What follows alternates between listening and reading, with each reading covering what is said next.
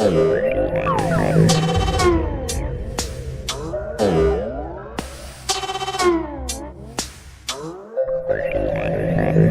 and welcome to the Exponential View podcast. I'm Azeem Azhar, your host and the creator of the newsletter Exponential View. In today's podcast, I'm in conversation with Elad Gil. Elad is a company builder, an entrepreneur, and an investor based in Silicon Valley. He has just published a new book, The High Growth Handbook.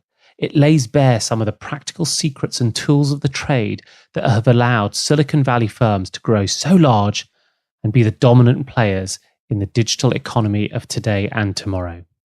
This is the fourth episode of our season where we look at the changing political economy.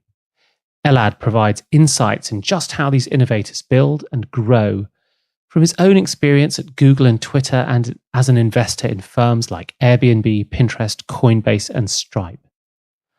Our discussion segues into the near future as we tackle where blockchain and crypto is in its development cycle and how the artificial intelligence and crypto communities overlap. And if you're not subscribed to Exponential View, you can find the newsletter at www.exponentialview.co. www.exponentialview.co. For the next few weeks, the Exponential View podcast is sponsored by Spotify.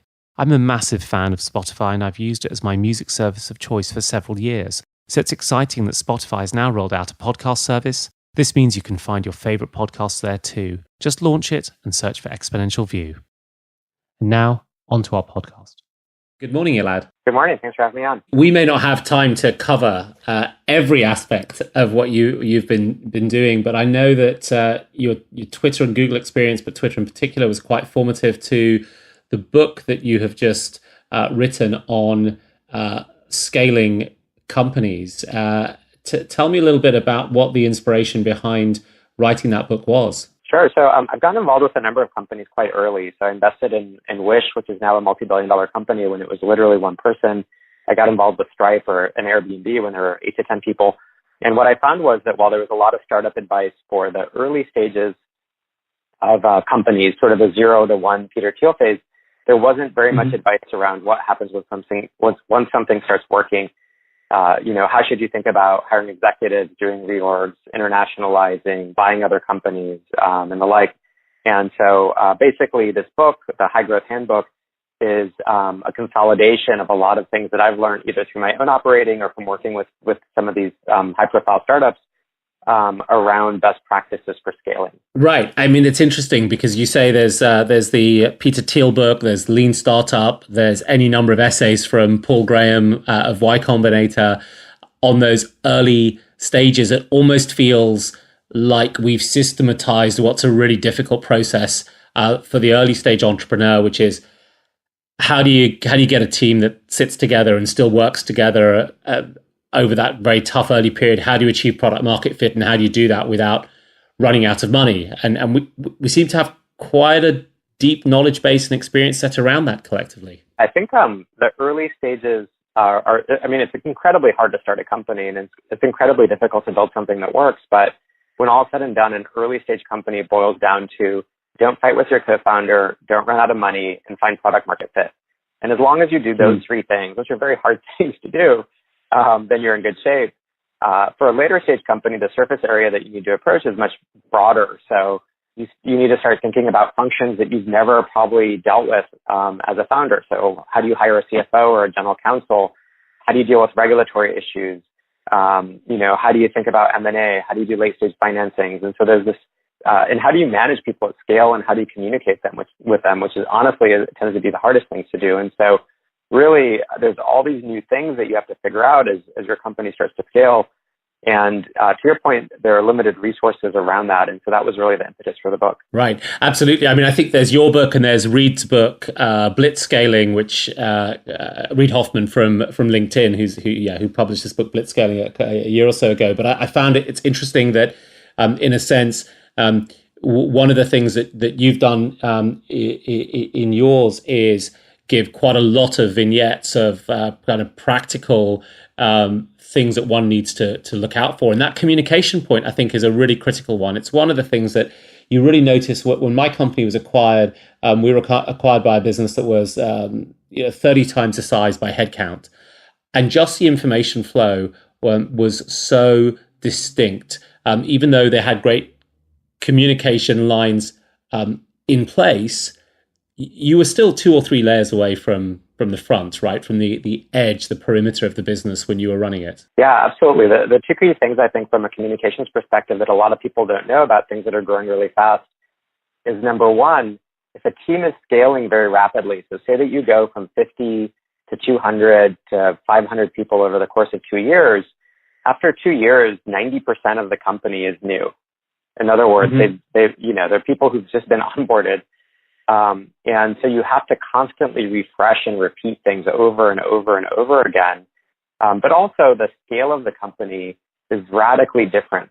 When you're 50 people, there's maybe 1 to 2 layers between the CEO and every other person. Everybody fits into one large room. You can do an all hands really easily. When you're 500 people, you suddenly have 4 to 5 layers between most people and the CEO. And you also are probably distributed geographically.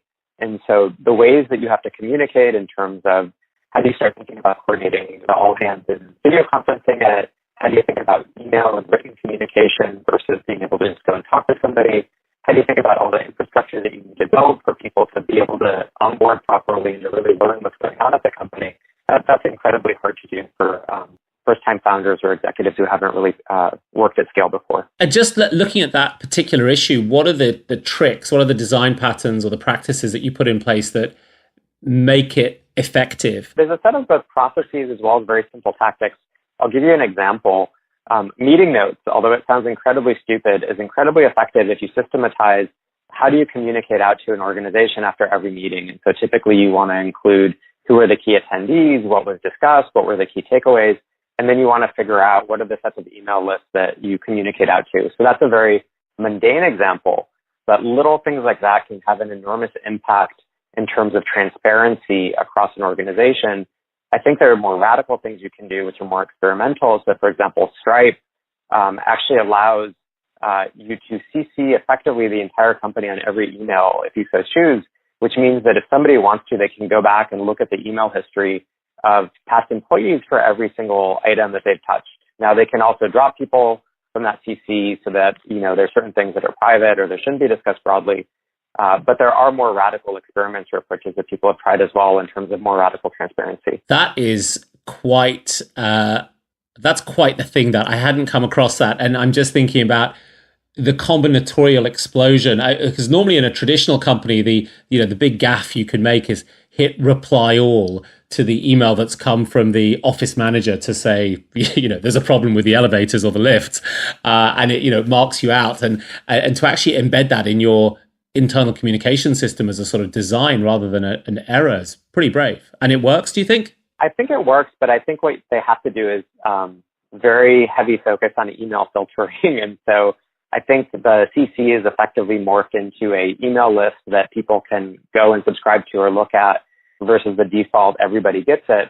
I think Stripe is now about 1,000 people. And so at that scale, things that you could do at 10 people just don't really translate, but they still have focused on continuing the transparency, which I think is great. Yeah, it's so interesting because sitting here in the UK and in London, we are starting to see companies that scale. We have Spotify as a $30 billion company with a strong European heritage, but we don't have the same track record, and that means we don't have the same hands-on experience of the processes and the successes and the failures, nor do we necessarily have the management talent, the people who are your VP of marketings who've come in when a company's had a headcount of 50 and taken it to a headcount of 1,500 or 2,000. Do you think that's a secret source, a kind of an ongoing competitive advantage for Silicon Valley firms? I actually think it is. I think the current conventional wisdom is that there's going to be giant clusters of startups everywhere around the world now, and that things are becoming increasingly decentralized and distributed. And I think the opposing viewpoint on that would be that there are certain things that really prevent companies from hitting the next level of scale. And I think a big part of that is actually talent in having executives or experienced hires on board who've been through that process and can really take things to the next level. So when I do talk to European founders or founders in Latin America or other regions, the common theme is we just don't have people who've operated at the same scale, and we need to either import them or we get kind of stuck at a certain level. I think eventually, though, ecosystems, generate these big outside successes like a Spotify or others. And eventually those individuals can go on and sort of seed the executive teams or the ranks of the next generation of startups. So it'll bootstrap eventually, but I do think that's a real short-term advantage for Silicon Valley, or short to medium term. Yeah, this idea of it bootstrapping eventually is a very powerful one. It's been a motivating force within Europe. I mean, I've been in this environment for nearly 25 years, and certainly we have a much richer ecosystem than we ever did, and we have more talent and more capital and more sort of winners. I just have a question mark about whether the idea of preferential attachment, which is this idea that comes out of network theory, that suggests that rich get richer or strong get stronger, still seems to show its face. And I'm an early stage investor. I'm a venture partner at an early stage fund in London called Kindred. And one of the things that we notice is that some of our businesses that are growing very, very quickly make the switch to San Francisco and move, a CEO or the headquarters over there fundamentally for reasons of scale. And I can understand why that happens, because you just have access to more customers, and you have access to engineering leads and sales leads who know what it is to go from, $10 million in ARR to $100 million of recurring revenues. So maybe I'm a bit more pessimistic, right? Yeah, no, I actually I agree with you. I think it's not a surprise that most industries end up with industry towns. You have Hollywood for movie making, and Bollywood, obviously, for Indian movies, and in Africa, obviously, that's concentrated in Nigeria. You have financial centers in terms of London, in terms of New York, Hong Kong, et cetera. And so you do see, I think, these very strong network effects and clusters that occur, and that's the reason that you end up with these industry towns. And so I don't think it's an error, to your point. I think it's really an effect of sort of network dynamics and the underlying math that governs it. So there is an exception to all of this scaling stuff, and we haven't said China yet, talked about China yet, but I get a sense just looking at China that these companies have learned how to scale. I mean, they're huge. They're outside of Alibaba and Tencent and Baidu, Ant Financial, Pinduoduo, and so on. They're also scaling, right? But they're not coming from the heritage of 50 years of this, which Silicon Valley has. So what do you think their pathway to scale is? I think it's a great question. I think China is very unique. You obviously still have an industry town in terms of Beijing really being the tech center, although the Chinese companies are a little bit more distributed than that. I think that one of the key differences, or one of the key nuances with China, is that due to government protectionism, there really wasn't competition in the Chinese market outside of Chinese companies competing with each other. And so you saw that in terms of the entire internet wave, and you're now actually seeing that in healthcare, where, for example, a foreign company cannot have ownership in a diagnostics company in China. So if you're starting a genomics company and you want to go international, you can't enter the Chinese market. Effectively, what that means is that you create these local monopolies, and you give the time and room for local champions to grow. But you also notice that some of the Chinese companies pretty early on, not in all cases, but in many cases, ended up with people from the West who played key roles in some of the early executive positions of the companies, although really, it's the Chinese executives who ended up driving it, or the Chinese founders who ended up driving it. So I think you ended up with protectionism plus, time for founders to really learn and sort of be forced to scale. And then you had a little bit of augmentation with some foreign insights on top of it. I think it's such an interesting space. I'm going to be returning to China a few times in this podcast season. There is so much Western blood on the tracks, as it were, with eBay and Groupon and Uber and many other companies sort of trying to get their way in and losing out to the local rivals. So I'm eager to dig into that in more depth. Yeah, I think the only one that's really succeeded is Airbnb. They have a great China presence on a relative basis.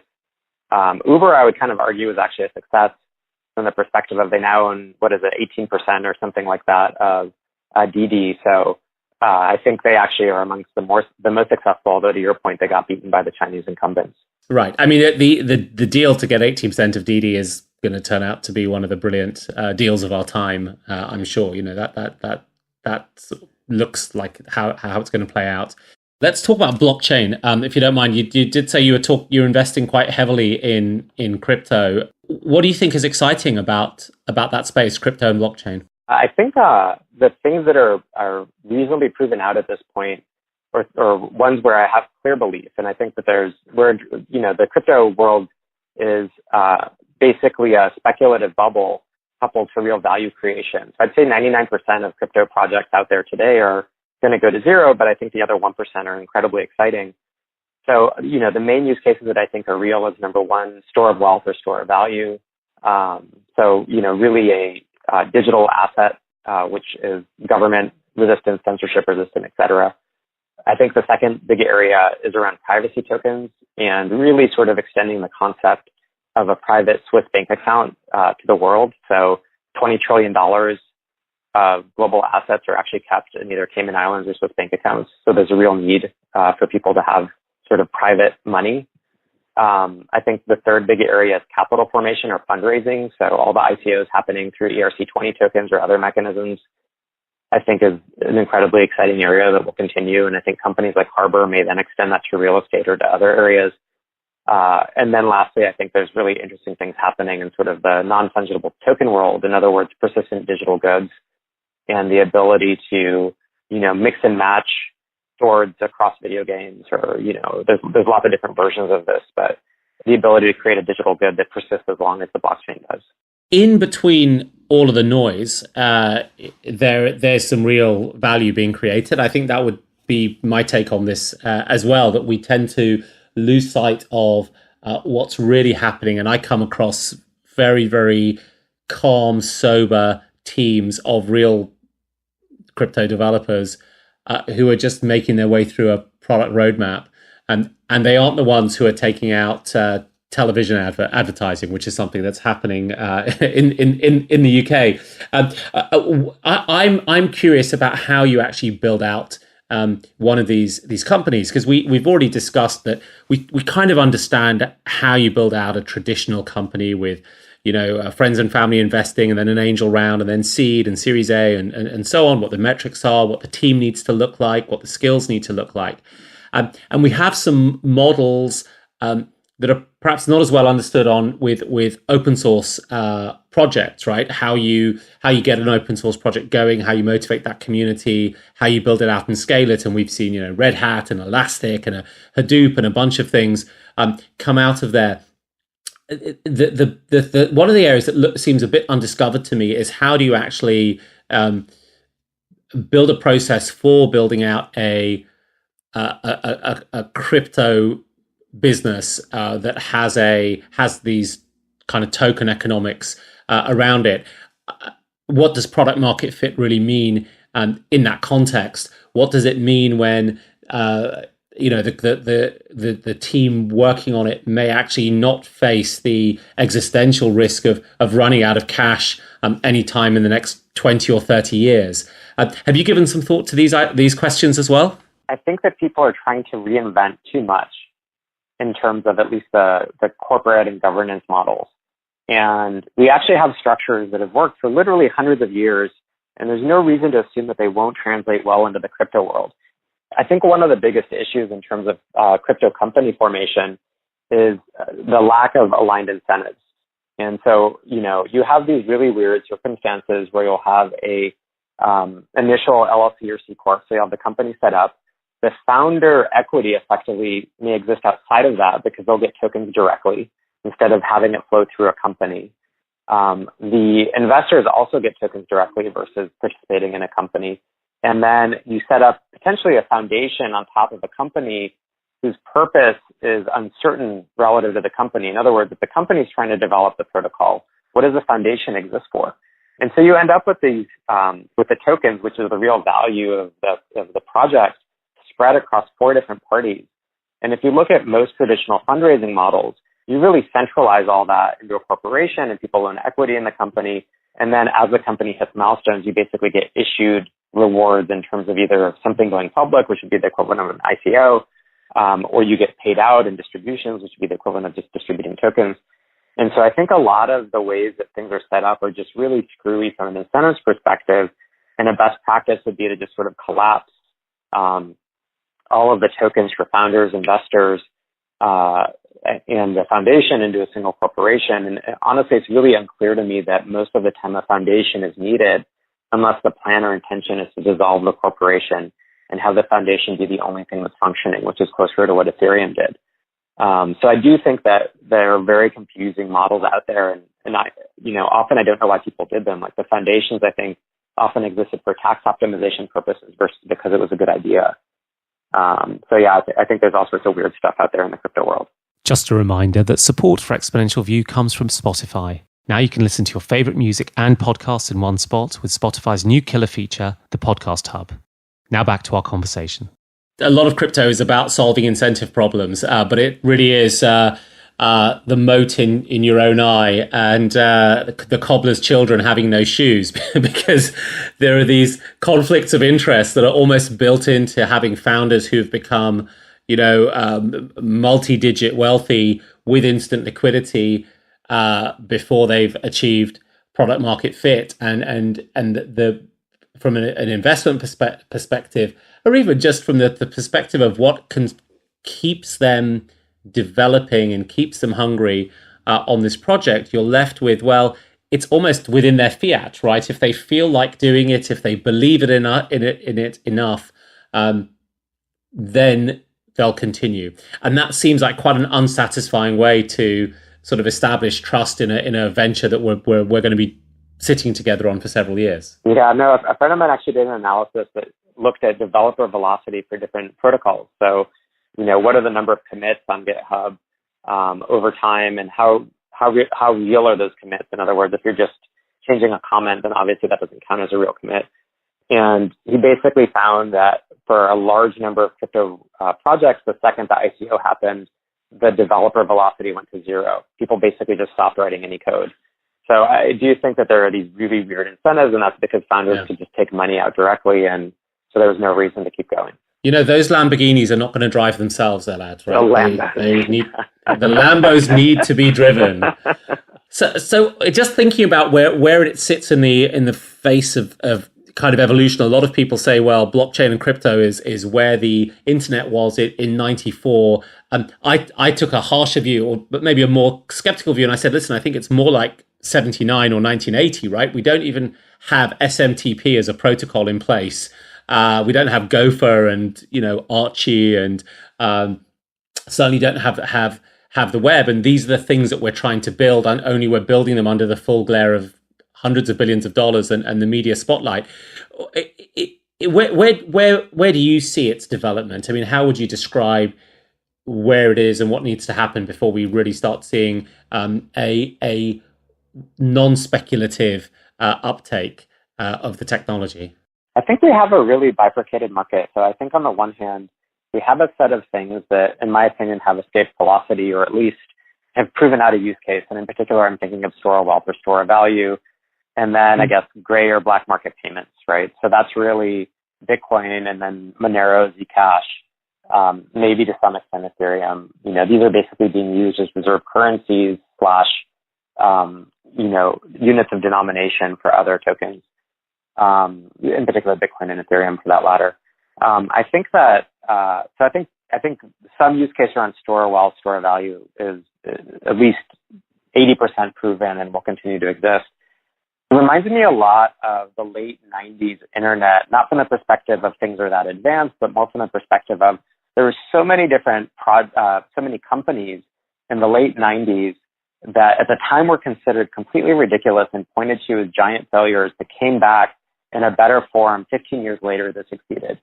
So Webvan raised $1 billion and then went to zero. And now we have Instacart, which is sort of a next generation version of that. Or we had Pets.com, which everybody derided for shipping pet food online.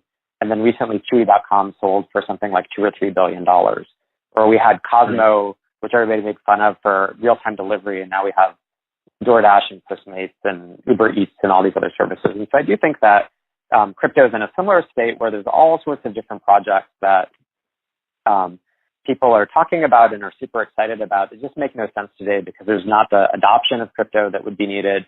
The infrastructure often doesn't exist. Ethereum can't quite scale at this point to the levels that would make it a true consumer retail service. And so there's just enormous gaps throughout the world, but very exciting things have happened, I think, for areas like store value. It's like it's infrastructure phase versus deployment phase, right? In the Carlota Perez model. So you can't deploy Webvan before enough of the infrastructure is in place, which means e-logistics and smart devices in everyone's homes and so on. And one of the lenses that I see when I look at what's happening in crypto is building higher up the stack applications that are predicated on everything lower down the stack being in place and being well understood, especially the emergent interrelationships between them.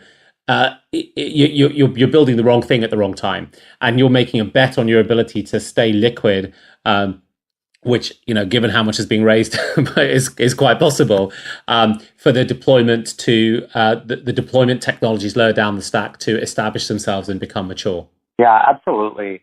And so I do think there's going to be a long wait for a subset of these things to finally bear fruit. And in many cases, it'll be the V3 of it 10, 15 years later when somebody straight out of college just decides to go and reinvent something that didn't work before. The flip of it is I do think there are some really interesting distribution opportunities in the short run, because anytime you launch a new platform, there's always the ability to arbitrage that distribution. So, for example, Zynga really grew off of the Facebook platform early on when it was sort of wide open and cheap to distribute on. And I think CryptoKitties is a great example of an application that, if it had been launched on Facebook, wouldn't really have gone anywhere. But you had a large crypto native population that was willing to spend Ethereum on buying, CryptoKitties and spreading them. And I think it was almost like this interesting moment where you had a distribution channel that's open simply because it was a crypto native product that was kind of fun. And so I'm surprised that we haven't seen more of those recently, because I do think that there's a waiting community that just wants to be able to do things in crypto. Yeah, but CryptoKitties had a very short spike. I mean, in a world where everyone was going to be famous for 15 minutes, I think CryptoKitties is down to 100 or 200 daily active users now. So it raised a lot of money, because we're talking Ethereum converting to dollars here, but it didn't have the staying power of Zynga. I mean, Zynga managed to build quite a big company and a big business off the back of it for a while. Yeah, absolutely. And the way that Zynga did it was effectively build a dozen different apps, and the only one that really sustained in the short run for them was poker. And everything else had these very fast virality mechanics until they started building Farmville and other things. And so I totally agree with you. I think that in general, viral applications don't tend to sustain. I think the interesting thing about CryptoKitties is if you just launched an identical product on top of Facebook or some other distribution mechanism, which was known for sort of social spread, it just wouldn't have gone anywhere today. Mm-hmm. There just wouldn't have been the interest. Yeah. It would have been too expensive. But because it was crypto native, it was really able to spread within the crypto community rapidly. And then, to your point, it had sort of the virality burnout cycle, which, you can kind of expect for most applications of its type. We've spent a bit of time on crypto, and I did want to chat to you about AI, because you've made a couple of investments in chip companies that are looking at optimizing for various types of machine learning. And in our email exchange, you sort of were pointing me towards a couple of interesting blockchain projects that you thought were kind of relevant for an AI economy. Can we let's just hop over to the AI space and just get a very quick take of from you of what you really think the opportunity here is? Yeah, I think one of the most interesting opportunities that tends to be under talked about in my mind in AI is really the semiconductor or systems layer. And so with every technology wave, you end up with a massive company which builds the underlying chips for that wave. So, for example, Broadcom really built out the networking semiconductor layer. NVIDIA built out graphics processing, and we'll talk about other things, obviously, they're doing relative to AI. Qualcomm and ARM really built out the mobile layer. Intel really built out sort of the microcomputer layer. And so with every sort of technology wave, you have the semiconductor layer built by a new company that sort of overrides the incumbents. And the question is, who will that be for the machine learning era? And so far, most people are obviously using NVIDIA GPUs. But if you look at a GPU to run a machine learning model, the surface of the chip, really, most of it isn't useful for machine learning applications, because really what you need for a machine learning model is fast I/O and then tons and tons of matrix multiplication, because at least the current AI models tend to really use that paradigm. And so about 5 or 7 years ago, Google did a calculation where they asked, if you were to, if every user were to do 5 minutes of voice search a day, how many data centers would we need? And they realized they would need to 5 or 10x the number of data centers that they had, entirely 10x, And so what they decided to do instead is build custom ASICs that they ended up calling TPUs, for tensor processing units, that would allow them to run very performant machine learning models at scale. And, these chips tend to, dramatically outperform NVIDIA GPUs in terms of power and performance. And so one of the areas I'm really excited about is funding the next generation of machine learning semiconductor companies. And so, those great companies like Grok or Cerebras or the like who, are working in this market right now for training or inference purposes.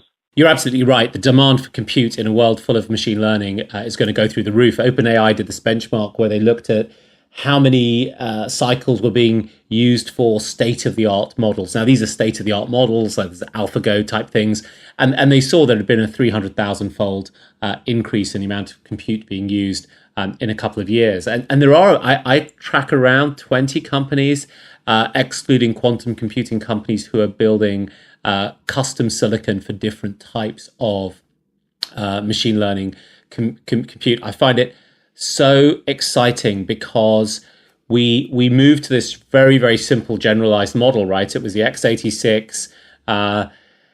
Everyone coded the same way, and then we started to tweak it a little bit with mobile RISC and GPUs. But if you look at the players chasing after this, you've got in the UK a company called GraphCore, which is building a competitor to Google's TPUs.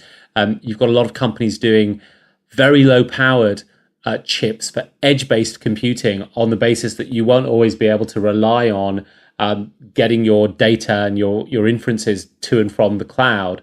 So Mythic is one based out of the US.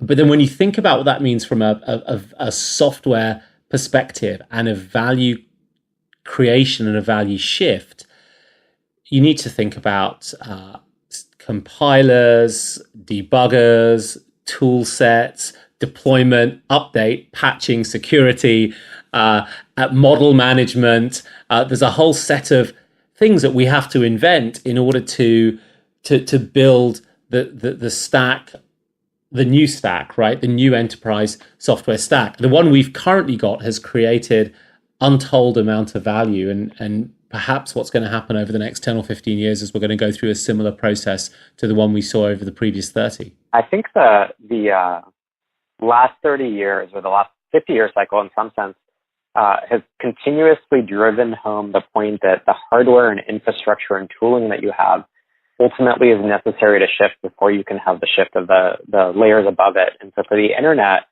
people forget now that fundamentally we were bandwidth and processing limited, right? So if you didn't have a fast connection to people's homes and you didn't have computers that could actually render things rapidly or deal with video or other things, then you just didn't have the ability to do different types of services on top of it. Like YouTube couldn't have existed 10 years earlier. So I just think that people kind of miss that. And for machine learning and also for the blockchain world, the underlying hardware and infrastructure are actually important. And, obviously Bitmain has had a real impact on Bitcoin mining and custom ASICs for other protocols. But there's a lot of tooling that needs to be built there as well. Let's just talk briefly about AGI as well. AGI, artificial general intelligence, 2035, later, unspecifiable. What's your perspective? I think it's hard to tell. I think, the book Superintelligence by Nick Bostrom has a pretty good overview of different hypotheses around what will lead to AGI. I think it's a certainty. In other words, I don't think there's anything special about the human brain. And in fact, having worked as a biologist and worked in neuroscience labs, I know how crappy the human brain is in some ways in terms of how it's designed and how it works. I think ultimately one of the things that I find fascinating is the high degree of overlap between the AI and blockchain communities. So if you look at people who are graduating from PhDs in machine learning or PhDs in math with more sort of computer science applications, many of them are sort of struggling in terms of whether to go into the blockchain world or go into the machine learning world. And so I do think there's overlap there. And one of the big questions is what happens once the blockchain world is a little bit farther along and you have programmatic economics and programmatic governance, and you're really moving economic systems and governance systems over into code. And so if you have financially motivated bots effectively controlling contracts and transactions, and you're evolving them to be more and more intelligent and performant, what does that really imply in terms of the self-criticality of those systems? And, you know, the crazy idea would be you eventually have AGI emerge not in a Google data center, which is sort of what everybody's assuming, but actually have it emerge through a series of hackers building almost like a next generation Ethereum or something, decentralized across the world, and, you know, effectively feeding an AGI with on-chain data and on-chain motivations around economic systems. So I think there's really fascinating ways these worlds may collide in the far future. But in that particular model that you described, though, is the AGI resulting as an emergent property of the network, or is it that individual agents on the network exhibit a full spectrum of AGI-like characteristics? I think it's a really interesting open question. There are projects like OpenMind, which are basically groups trying to build artificial intelligence on the blockchain. Obviously, it's way too early now, and decentralized systems are very non-performant, and there's no scale and all the issues we talked about. So I think it's still very early days. But you could imagine a world where a reasonable portion of financial transactions is moved onto the blockchain, where you have large data sets through protocols like DIRT or others moving onto the blockchain, and then you have algorithms basically running on top of it to manipulate data and to execute economic transactions. And if you really start thinking about evolving some of these systems, you know, Numerai would be a really early example of that, then you can imagine all sorts of outcomes. I think the big thing that I always think about as somebody coming at computer science from a biologist perspective is that the big difference between AI and other technologies is today it's a technology, but I think in the future will actually be its own species. If you have something that is evolving rapidly, that can edit its own code and can drive its own evolution, and eventually it becomes intelligent, then you actually have something that is in and of itself a species and isn't just like nuclear weapons or biotechnology or other things where we're worried about what's going to happen, but hey, can we control it because it's a technology? I think there's this fundamental split that will happen once we have a self-evolving thinking system. Right. So the idea that, I mean, let's talk a little bit about Numerai. So Numerai it's essentially going to build a super smart hedge fund based on decentralized participation from lots of great data scientists. And then when we think about this idea of it evolving itself, and we just happen to choose Numerai, we don't mean it specifically, in a sense, it evolves itself into a point where it has all the attributes that we normally ascribe to biological intelligence, right? So goal direction and evolution and improvement and so on. It's such an interesting idea. If it's a new species, it raises a whole series of different questions, right? Because we think about species in a very different way to the way we think about technologies, right? Species may have rights that ascribe to them. And when I look at companies, I mean, I do see that in giving this idea of corporate citizenship or corporate personhood, which we have done to companies for a long time for legal reasons, we've already established certain principles around what kind of non-human things can acquire rights. So we've done some thinking about this previously as a collection of societies, and not clear that those principles can't extend out to the sorts of phenomena you've described. Yeah, absolutely. I mean, ultimately, the ethics of AI is a fascinating area.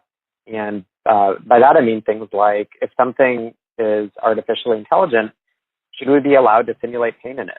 Probably not, right? Effectively, we'd be torturing a machine, even though we say, well, it's virtual and is it real and all the rest of it. Right. But what if it evolves pain itself? Sorry, Elad. What if it evolves pain itself because it turns out to be a useful signal for its own kind of achievement of its own goals and specification of those goals? Oh, absolutely. And then if you remove the ability for it to obtain those goals and you're causing pain, should you be allowed to do that? But what are the broader implications? Because it depends on what its subjective function is. So I think these ethical questions get really complicated. In parallel, if it really does become a species, if you look at the history of Earth, species conflicts don't tend to end well. Usually, you end up with a species really dominating its environment, or alternatively, you end up with species proliferating in ways that we can't control or don't expect. So a great example is, Australia's overrun with rabbits, which were accidentally introduced into that ecosystem. There was no natural predators, and they've just spread like crazy, and there have been all these attempts to knock down those populations with viruses or other things or other predators that are introduced. And so, in general, if you start thinking about AI as a species and ask, what will that species actually be optimizing for and competing for, and how does that relate to humanity? I think it leads to all sorts of uncertain questions around how will all this evolve in the future. Wow, what a great place for us to get to the tail end of this podcast. Couple of quick questions. What are you pessimistic about? This is going to sound a little bit too meta, but I'm a little bit pessimistic about optimism. And what I mean by that is I feel like one of the great driving forces of technology and Silicon Valley over the last few decades has been this sense of optimism, which is you can accomplish anything if you put your mind to it, and you should dream big. And technology is a force for good that you can use to create outsized rewards for humanity. You can really help people through technology. And one of the things that concerns me is that there's been this really fast rise of cynicism, I feel, over the last 5 years, in everything from shows like Silicon Valley on through to the discourse around, is technology actually good for society? Or you see people who worked at Facebook or other companies write these self-flagellating blog posts around how they now hate the company they used to work for. And I think ultimately, personally, I'm very optimistic about the impact that technology has had and will have. And, the ability to access pricing, to be part of a global dialogue, to participate in free information, like those things have had transformative impact on our society globally. And I worry that if people lose that sense of optimism, then less will get done. And so an example of that is there's a founder that I funded who emailed me a few weeks ago saying that he went to a dinner party and he mentioned that he wanted to change the world and he's really excited about the company he's working on. And he said that his friends at the dinner party made fun of him for it. And my response was, you should find a better class of friends. You should find people who are like-minded and excited to do big things, because it's the people who want to do big things who end up accomplishing them. Well, thank you for listening to episode 4 of this season of the EV podcast. If you haven't signed up for my newsletter, you can do so now on www.exponentialview.co. And you can find Elad on @EladGil at Twitter. Thanks for listening and see you again soon.